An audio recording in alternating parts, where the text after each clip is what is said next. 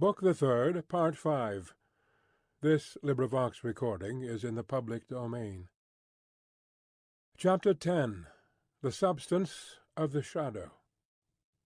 I, Alexandre Manette, unfortunate physician, native of Beauvais, and afterwards resident in Paris, write this melancholy paper in my doleful cell in the Bastille during the last month of the year 1767. I write it at stolen intervals under every difficulty.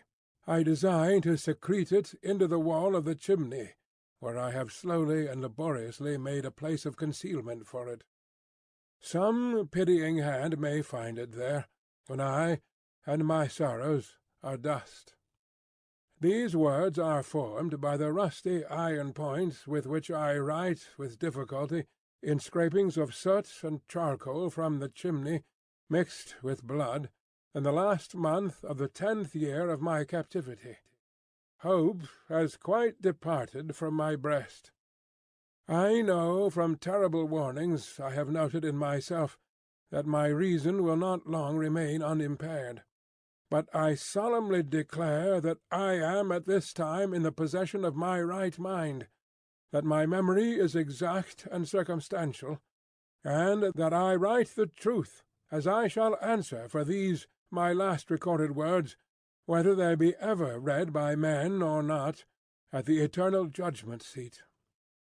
One cloudy moonlit night, in the 3rd week of December, I think the 22nd of the month, in the year 1757, I was walking on a retired part of the quay by the Seine for the refreshment of the frosty air, at an hour's distance from my place of residence, in the street of the School of Medicine, when a carriage came along behind me, driven very fast.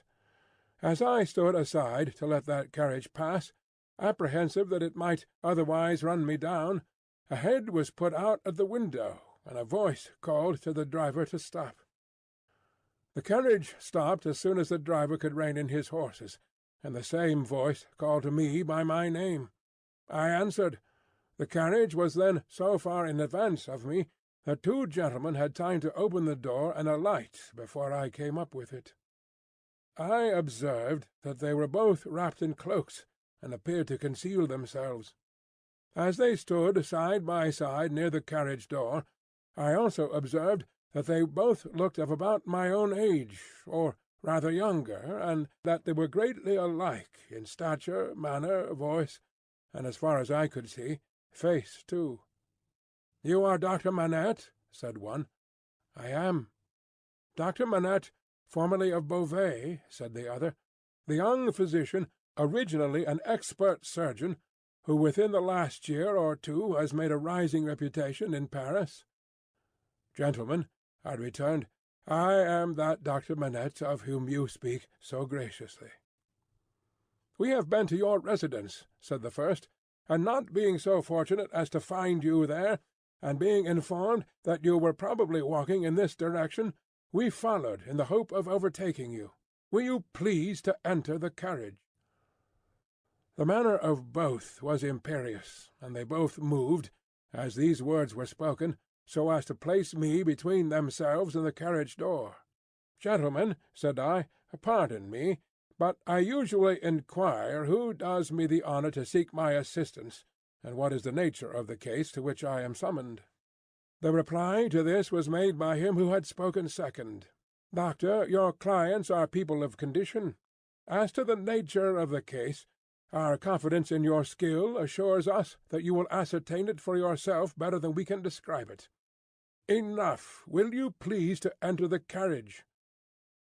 I could do nothing but comply, and I entered it in silence. They both entered after me, the last springing in after putting up the steps. The carriage turned about and drove on at its former speed. I repeat this conversation exactly as it occurred. I have no doubt that it is, word for word, the same. I describe everything exactly as it took place, constraining my mind not to wander from the task. Where I make the broken marks that follow here, I leave off for the time, and put my paper in its hiding-place. The carriage left the streets behind, passed the north barrier, and emerged upon the country road. At 2/3 of a league from the barrier, I did not estimate the distance at that time, but afterwards, when I traversed it, it struck out of the main avenue, and presently stopped at a solitary house. We all three alighted, and walked by a damp, soft footpath in a garden where a neglected fountain had overflowed, to the door of the house. It was not opened immediately, in answer to the ringing of the bell, and one of the two conductors struck the man who opened it with his heavy riding-glove across the face. There was nothing in this action to attract my particular attention, for I had seen common people struck more commonly than dogs. But the other of the two, being angry likewise, struck the man in like manner with his arm. The look and bearing of the brothers were then so exactly alike that I then first perceived them to be twin brothers. From the time of our alighting at the outer gate, which we found locked, and which one of the brothers had opened to admit us, and had relocked, I had heard cries proceeding from an upper chamber. I was conducted to this chamber straight, the cries growing louder as we ascended the stairs, and I found a patient in a high fever of the brain lying on a bed. The patient was a woman of great beauty and young, assuredly not much past 20. Her hair was torn and ragged, and her arms were bound to her sides with sashes and handkerchiefs. I noticed that these bonds were all portions of a gentleman's dress. On one of them, which was a fringed scarf for a dress of ceremony, I saw the armorial bearings of a noble, and the letter E. I saw this within the first minute of my contemplation of the patient, for in her restless strivings she had turned over on her face on the edge of the bed, had drawn the end of the scarf into her mouth, and was in danger of suffocation. My first act was to put out my hand to relieve her breathing, and in moving the scarf aside, the embroidery in the corner caught my sight.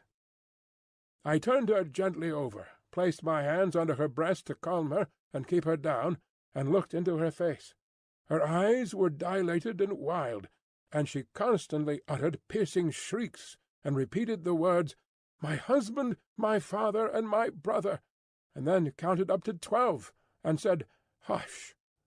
For an instant, and no more, she would pause to listen, and then the piercing shrieks would begin again, and she would repeat the cry, "My husband, my father, and my brother," and would count up to 12, and say, "Hush."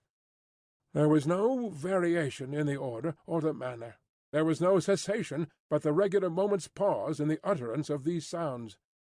"How long," I asked, "has this lasted?" To distinguish the brothers, I will call them the elder and the younger. By the elder I mean him who exercised the most authority. It was the elder who replied, "Since about this hour last night." "She has a husband, a father, and a brother?" "A brother." "I do not address her brother?" He answered with great contempt, "No." "She has some recent association with the number 12?" The younger brother impatiently rejoined, "With 12 o'clock?" "See, gentlemen," said I, still keeping my hands upon her breast, "how useless I am as you have brought me. If I had known what I was coming to see, I could have come provided. As it is, time must be lost. There are no medicines to be obtained in this lonely place." The elder brother looked to the younger, who said haughtily, "There is a case of medicines here," and brought it from a closet and put it on the table. I opened some of the bottles, smelt them, and put the stoppers to my lips. If I had wanted to use anything save narcotic medicines that were poisons in themselves, I would not have administered any of these. "Do you doubt them?" asked the younger brother. "You see, monsieur, I am going to use them," I replied, and said no more. I made the patient swallow, with great difficulty, and after many efforts, the dose that I desired to give. As I intended to repeat it after a while, and as it was necessary to watch its influence, I then sat down by the side of the bed. There was a timid and suppressed woman in attendance, wife of the man downstairs, who had retreated into a corner. The house was damp and decayed, indifferently furnished, evidently recently occupied and temporarily used. Some thick old hangings had been nailed up before the windows to deaden the sound of the shrieks. They continued to be uttered in their regular succession, with the cry, "My husband, my father, and my brother," the counting up to 12, and hush. The frenzy was so violent that I had not unfastened the bandages restraining the arms, but I had looked to them to see that they were not painful. The only spark of encouragement in the case was that my hand upon the sufferer's breast had this much soothing influence, that for minutes at a time it tranquillized the figure. It had no effect upon the cries. No pendulum could be more regular. For the reason that my hand had this effect, I assume, I had sat by the side of the bed for half an hour, with the two brothers looking on, before the elder said, "There is another patient." I was startled, and asked, "Is it a pressing case?" "You had better see," he carelessly answered, and took up a light. The other patient lay in a back room across a second staircase, which was a species of loft over a stable. There was a low plastered ceiling to a part of it. The rest was open to the ridge of the tiled roof, and there were beams across. Hay and straw were stored in that portion of the place, faggots for firing, and a heap of apples in sand. I had to pass through that part to get at the other. My memory is circumstantial and unshaken. I try it with these details, and I see them all, in this my cell in the Bastille, near the close of the 10th year of my captivity, as I saw them all that night. On some hay on the ground, with a cushion thrown under his head, lay a handsome peasant boy, a boy of not more than 17 at the most. He lay on his back, with his teeth set, his right hand clenched on his breast, and his glaring eyes looking straight upward. I could not see where his wound was, as I kneeled on one knee over him, but I could see that he was dying of a wound from a sharp point. "I am a doctor, my poor fellow," said I. "Let me examine it." "I do not want it examined," he answered. "Let it be." It was under his hand, and I soothed him to let him move his hand away. The wound was a sword thrust, received from 20 to 24 hours before, but no skill could have saved him if it had been looked to without delay. He was then dying fast. As I turned my eyes to the elder brother, I saw him looking down at this handsome boy, whose life was ebbing out, as if he were a wounded bird, or hare, or rabbit, not at all as if he were a fellow creature. "How has this been done, monsieur?" said I. "A crazed young common dog, a serf, forced my brother to draw upon him, and has fallen by my brother's sword, like a gentleman." There was no touch of pity, sorrow, or kindred humanity in this answer. The speaker seemed to acknowledge that it was inconvenient to have that different order of creature dying there, and that it would have been better if he had died in the usual obscure routine of his vermin kind. He was quite incapable of any compassionate feeling about the boy, or about his fate. The boy's eyes had slowly moved to him as he had spoken, and they now slowly moved to me.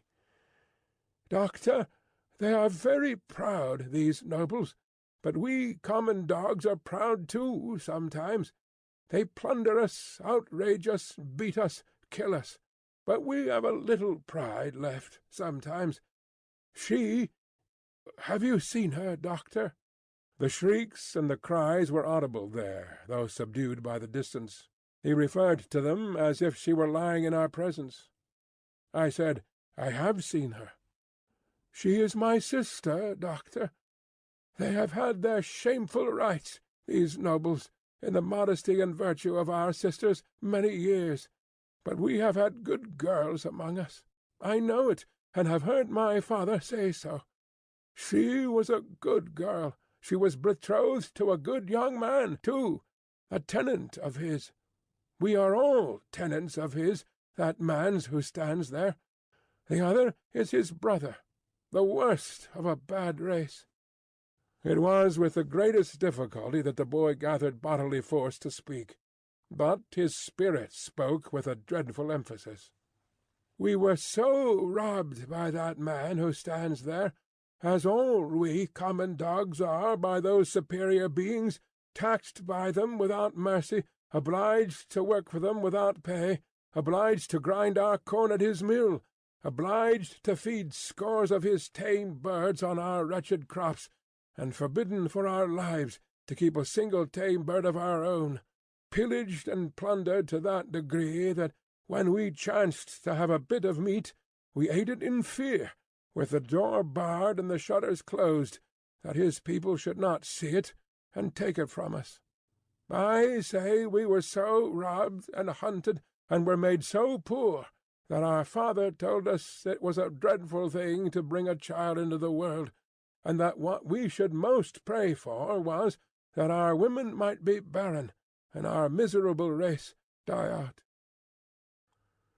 I had never before seen the sense of being oppressed bursting forth like a fire. I had supposed that it must be latent in the people somewhere, but I had never seen it break out until I saw it in the dying boy. Nevertheless, doctor, my sister married. He was ailing at that time, poor fellow, and she married her lover, that she might tend and comfort him in our cottage, our dog-hut, as that man would call it. She had not been married many weeks when that man's brother saw her and admired her, and asked that man to lend her to him, for what are husbands among us? He was willing enough, but my sister was good and virtuous, and hated his brother with a hatred as strong as mine. What did the two then to persuade her husband to use his influence with her, to make her willing? The boy's eyes, which had been fixed on mine, slowly turned to the looker-on, and I saw in the two faces that all he said was true. The two opposing kinds of pride confronting one another I can see even in this Bastille. The gentleman's, all negligent indifference; the peasant's, all trodden-down sentiment and passionate revenge.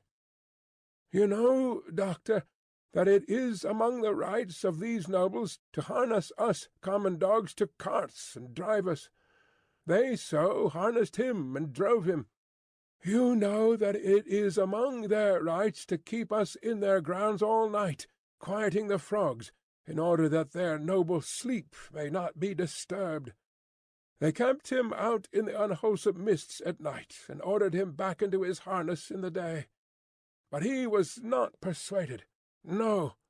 Taken out of harness one day at noon to feed, if he could find food, he sobbed 12 times, once for every stroke of the bell, and died on her bosom.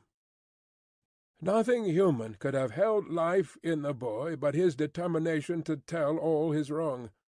He forced back the gathering shadows of death, as he forced his clenched right hand to remain clenched, and to cover his wound.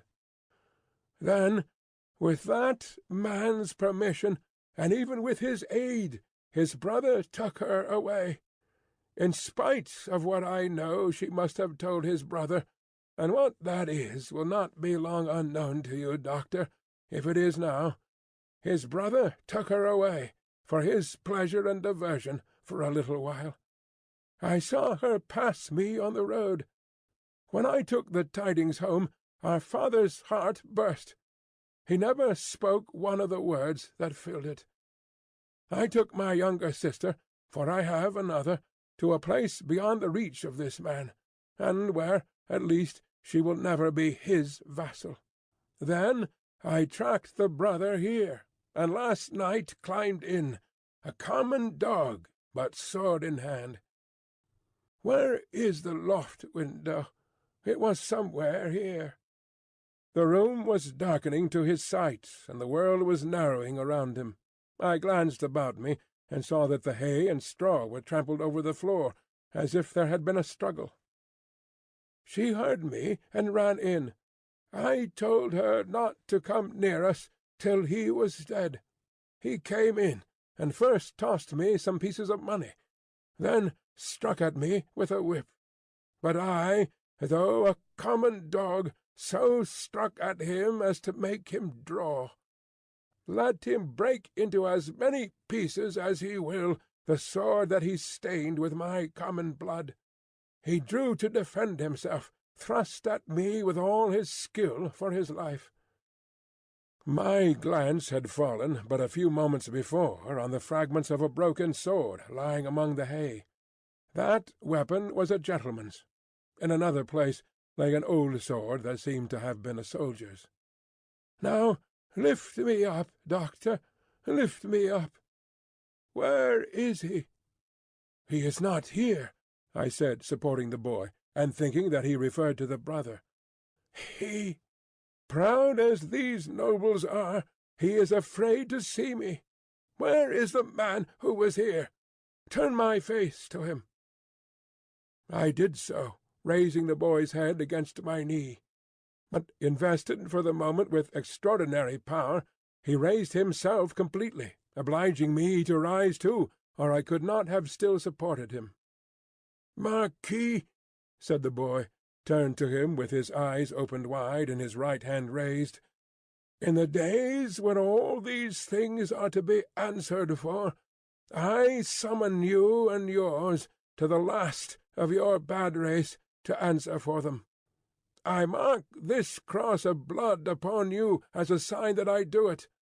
In the days when all these things are to be answered for, I summon your brother, the worst of the race, to answer for them separately. I mark this cross of blood upon him as a sign that I do it."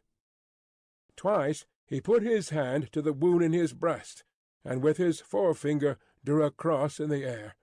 He stood for an instant with the finger yet raised, and as it dropped, he dropped with it, and I laid him down dead. When I returned to the bedside of the young woman, I found her raving in precisely the same order of continuity. I knew that this might last for many hours, and that it would probably end in the silence of the grave. I repeated the medicines I had given her, and I sat at the side of the bed until the night was far advanced. She never abated the piercing quality of her shrieks, never stumbled in the distinctness or the order of her words. They were always, "My husband, my father, and my brother. 1, 2, 3, 4, 5, 6, 7, 8, 9, 10, 11, 12. Hush." This lasted 26 hours from the time when I first saw her. I had come and gone twice, and was again sitting by her, when she began to falter. I did what little could be done to assist that opportunity, and by she sank into a lethargy and lay like the dead. It was as if the wind and rain had lulled at last after a long and fearful storm. I released her arms, and called the woman to assist me to compose her figure and the dress she had torn. It was then that I knew her condition to be that of one in whom the first expectations of being a mother have arisen, and it was then that I lost the little hope I had had of her. "Is she dead?" asked the Marquis, whom I will still describe as the elder brother, coming booted into the room from his horse. "Not dead," said I, "but like to die." "What strength there is in these common bodies!" he said, looking down at her with some curiosity. "There is prodigious strength," I answered him, "in sorrow and despair." He first laughed at my words, and then frowned at them. He moved a chair with his foot near to mine, ordered the woman away, and said in a subdued voice, "Doctor, finding my brother in this difficulty with these hinds, I recommended that your aid should be invited. Your reputation is high, and as a young man with your fortune to make, you are probably mindful of your interest. The things that you see here are things to be seen and not spoken of." I listened to the patient's breathing, and avoided answering. "Do you honour me with your attention, doctor?" "Monsieur," said I, "in my profession the communications of patients are always received in confidence." I was guarded in my answer, for I was troubled in my mind with what I had heard and seen. Her breathing was so difficult to trace that I carefully tried the pulse and the heart. There was life, and no more. Looking round as I resumed my seat, I found both the brothers intent upon me. "I write with much difficulty. The cold is so severe. I am so fearful of being detected and consigned to an underground cell and total darkness that I must abridge this narrative. There is no confusion or failure in my memory. It can recall and could detail every word that was ever spoken between me and those brothers. She lingered for a week. Towards the last I could understand some few syllables that she said to me by placing my ear close to her lips. She asked me where she was, and I told her; who I was, and I told her. It was in vain that I asked her for her family name. She faintly shook her head upon the pillow, and kept her secret, as the boy had done. I had no opportunity of asking her any question until I had told the brothers she was sinking fast, and could not live another day. Until then, though no one was ever presented to her consciousness save the woman and myself, one or other of them had always jealously sat behind the curtain at the head of the bed when I was there. But when it came to that, they seemed careless what communication I might hold with her, as if, the thought passed through my mind, I were dying too. I always observed that their pride bitterly resented the younger brothers, as I call him, having crossed swords with a peasant, and that peasant a boy. The only consideration that appeared to affect the mind of either of them was the consideration that this was highly degrading to the family, and was ridiculous. As often as I caught the younger brother's eyes, their expression reminded me that he disliked me deeply, for knowing what I knew from the boy. He was smoother and more polite to me than the elder, but I saw this. I also saw that I was an encumbrance in the mind of the elder too. My patient died 2 hours before midnight, at a time, by my watch, answering almost to the minute when I had first seen her. I was alone with her, when her forlorn young head drooped gently on one side, and all her earthly wrongs and sorrows ended. The brothers were waiting in a room downstairs, impatient to ride away. I had heard them, alone at the bedside, striking their boots with their riding-whips, and loitering up and down. "At last she is dead," said the elder, when I went in. "She is dead," said I. "I congratulate you, my brother," were his words as he turned round. He had before offered me money, which I had postponed taking. He now gave me a rouleau of gold. I took it from his hand, but laid it on the table. I had considered the question, and had resolved to accept nothing. "Pray excuse me," said I. "Under the circumstances, no." They exchanged looks, but bent their heads to me as I had bent mine to them, and we parted, without another word on either side. I am weary, weary, weary, worn down by misery. I cannot read what I have written with this gaunt hand. Early in the morning the rouleau of gold was left at my door in a little box with my name on the outside. From the first I had anxiously considered what I ought to do. I decided that day to write privately to the minister, stating the nature of the 2 cases to which I had been summoned, and the place to which I had gone; in effect stating all the circumstances. I knew what court influence was, and what the immunities of the nobles were, and I expected that the matter would never be heard of. But I wished to relieve my own mind. I had kept the matter a profound secret, even from my wife, and this too I resolved to state in my letter. I had no apprehension whatever of any real danger, but I was conscious that there might be danger for others, if others were compromised by possessing the knowledge that I possessed. I was much engaged that day, and could not complete my letter that night. I rose long before my usual time next morning to finish it. It was the last day of the year. The letter was lying before me, just completed, when I was told that a lady waited who wished to see me. I am growing more and more unequal to the task I have set myself. It is so cold, so dark, my senses are so benumbed, and the gloom upon me is so dreadful." The lady was young, engaging, and handsome, but not marked for long life. She was in great agitation. She presented herself to me as the wife of the Marquis Saint-Evremond. I connected the title by which the boy had addressed the elder brother with the initial letter embroidered on the scarf, and had no difficulty in arriving at the conclusion that I had seen that nobleman very lately. My memory is still accurate, but I cannot write the words of our conversation. I suspect that I am watched more closely than I was, and know not at what times I may be watched. She had in part suspected, and in part discovered, the main facts of the cruel story, of her husband's share in it, and my being resorted to. She did not know that the girl was dead.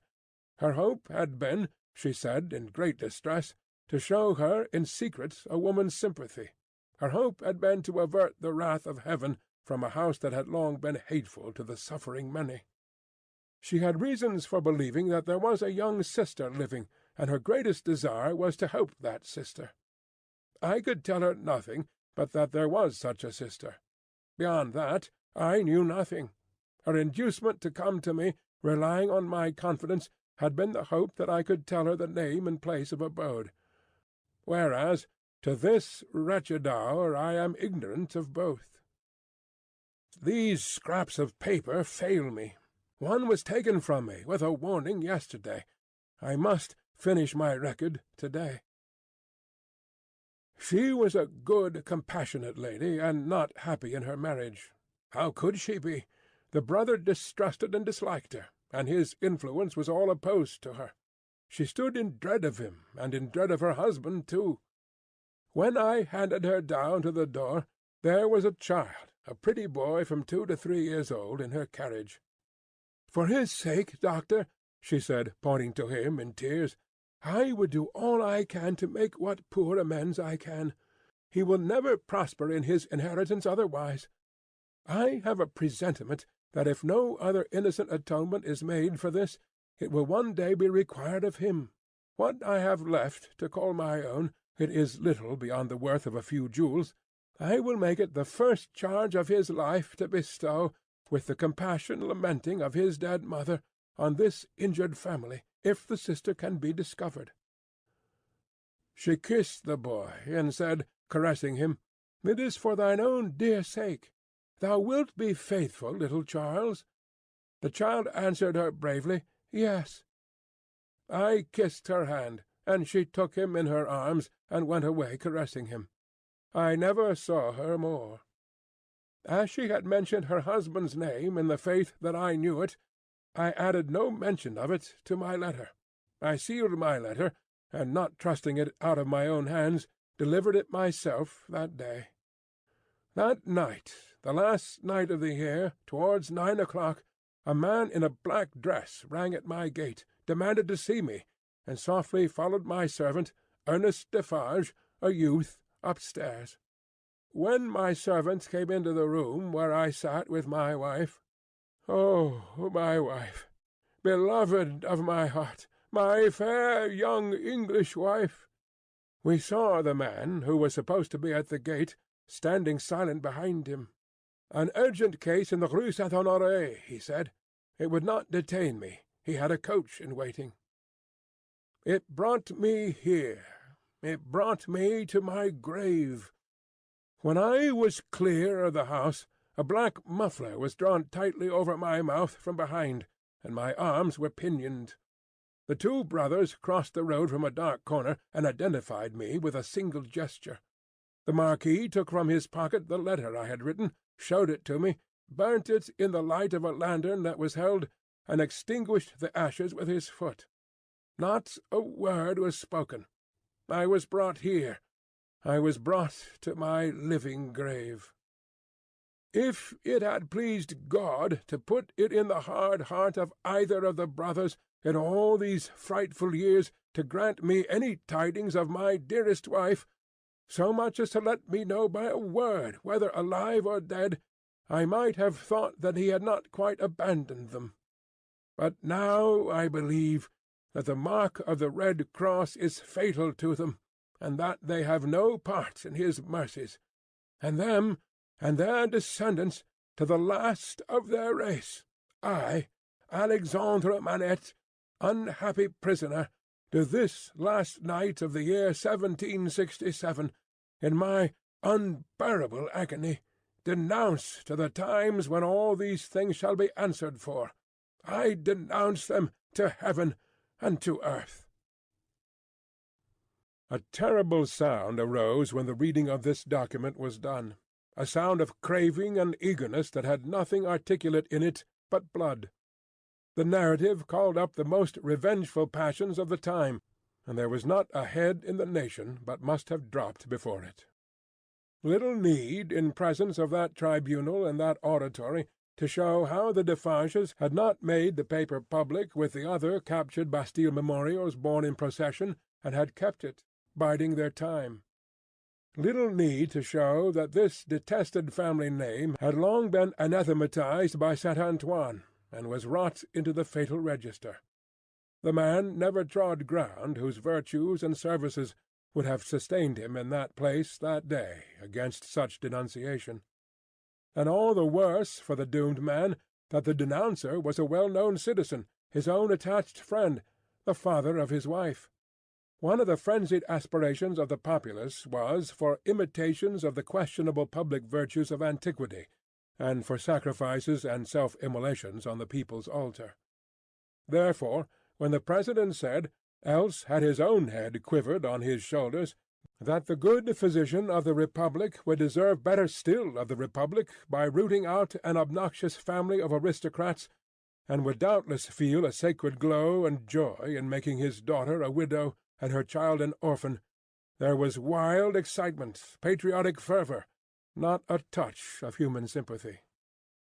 "Much influence around him, has that doctor," murmured Madame Defarge, smiling to the Vengeance. "Save him now, my doctor, save him." At every juryman's vote there was a roar, another and another, roar and roar. Unanimously voted. At heart and by descent an aristocrat, an enemy of the Republic, a notorious oppressor of the people. Back to the Conciergerie, and death within 24 hours. Chapter 11. Dusk. The wretched wife of the innocent man thus doomed to die fell under the sentence as if she had been mortally stricken. But she uttered no sound, and so strong was the voice within her, representing that it was she of all the world who must uphold him in his misery and not augment it, that it quickly raised her even from that shock. The judges having to take part in a public demonstration out of doors, the tribunal adjourned.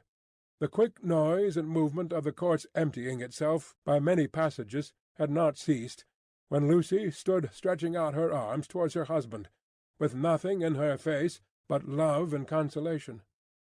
"If I might touch him, if I might embrace him once! Oh, good citizens, if you would have so much compassion for us!" There was but a jailer left, along with 2 of the 4 men who had taken him last night, and Barsad. The people had all poured out to the show in the streets. Barsad proposed to the rest, "Let her embrace him, then. It is but a moment." It was silently acquiesced in, and they passed her over the seats in the hall to a raised place, where he, by leaning over the dock, could fold her in his arms. "Farewell, dear darling of my soul! My parting blessing on my love! We shall meet again where the weary are at rest." They were her husband's words, as he held her to his bosom. "I can bear it, dear Charles. I am supported from above. Don't suffer for me. A parting blessing for our child. I send it to her by you. I kiss her by you. I say farewell to her by you. My husband? No. A moment." He was tearing himself apart from her. "We shall not be separated long. I feel that this will break my heart by and by, but I will do my duty while I can, and when I leave her, God will raise up friends for her, as he did for me." Her father had followed her, and would have fallen on his knees to both of them, but that Darnay put out a hand and seized him, crying, "No, no! What have you done? What have you done that you should kneel to us? We know now what a struggle you made of old. We know now what you underwent when you suspected my descent, and when you knew it. We know now the natural antipathy you strove against and conquered for our dear sake. We thank you with all our hearts and all our love and beauty. Heaven be with you." Her father's only answer was to draw his hands through his white hair and wring them with a shriek of anguish. "It could not be otherwise," said the prisoner. "All things have worked together as they have fallen out. It was the always vain endeavour to discharge my poor mother's trust that first brought my fatal presence near you. Good could never come of such evil. A happier end was not in nature to so unhappy a beginning. Be comforted, and forgive me. Heaven bless you." As he was drawn away, his wife released him, and stood looking after him, with her hands touching one another in the attitude of prayer, and with a radiant look upon her face, in which there was even a comforting smile. As he went out at the prisoner's door, she turned, laid her head lovingly on her father's breast, tried to speak to him, and fell at his feet. Then, issuing from the obscure corner from which he had never moved, Sidney Carton came and took her up. Only her father and Mr. Lorry were with her. His arm trembled as it raised her and supported her head.